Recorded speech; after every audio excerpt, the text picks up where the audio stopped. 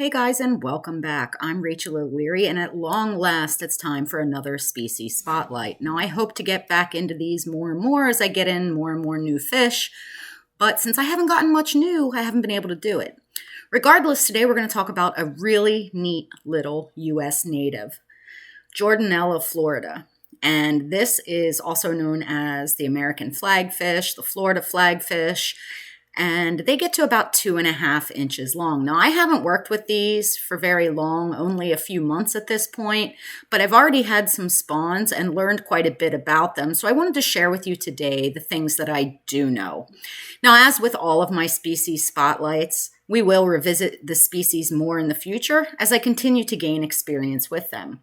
Now, as I mentioned, these are a pup fish from Florida, and pup fish are really unique. They're a group of small killifish known for being from extremely isolated populations, and this one is no different. It is the only member of its genus Jordanella, and they're found, as mentioned, or assumed from their name, Florida. Now, they are found in like shallow, weedy habitats, marshes, canals, ditches, mainly slow-moving, darker areas in Florida. So setting up an aquarium to suit that is probably best. This one doesn't have any substrate, but for maintenance, I would probably use a darker substrate, which would surely increase their coloration and comfort. It's chock full of plants with gentle filtration, and the reason I have so many plants in this aquarium is for a few reasons.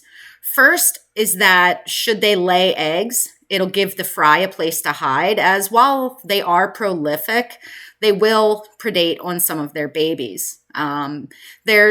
I haven't seen it, but there's a lot of reports of males guarding nests. Again, it may be because I have so many of them. I haven't seen that behavior in this aquarium, but it is well documented as well as well disputed if you look up literature on these fish. One thing that's really, really cool about these fish is that they do eat hair algae.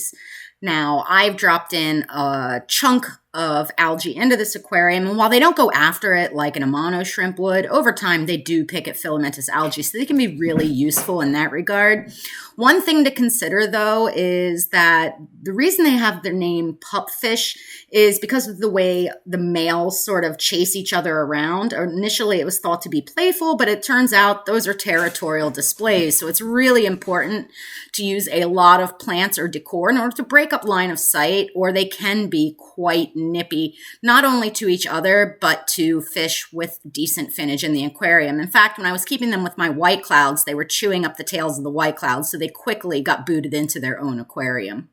Now, being a U.S. native, despite being from Florida, these guys can take an extremely wide range of temperatures from 64 to 86 degrees Fahrenheit or 18 to 30 degrees Celsius, with somewhere in the middle being ideal for maintenance and breeding purposes.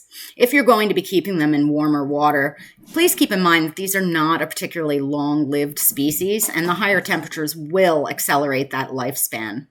I think they do quite well in a group. However, as mentioned, if you're maintaining them in a community aquarium, you would probably want to keep single sex or only one male, as they do get really territorial. They're super easy to sex. The males are substantially more colorful, and the females have a blotch in their dorsal that really separates them from the males. You can see it even in the smaller fish at about 1 inch.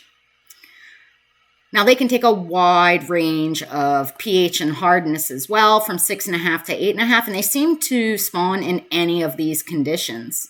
All in all, I find them to be a really neat little fish, and I'm excited to try them in different setups and see how they do compatibility-wise. As for now, I would love to hear from you guys down in the comments as to what fish you've had success keeping them with. These guys are certainly fun, certainly active, and really can be very, very beautiful once they hit maturity. Keep in mind the vast majority of the fish in this particular aquarium are juvenile, so most of them are not in their adult coloration, and because there's no substrate, they're a bit more washed out than they would look in a permanent maintenance display.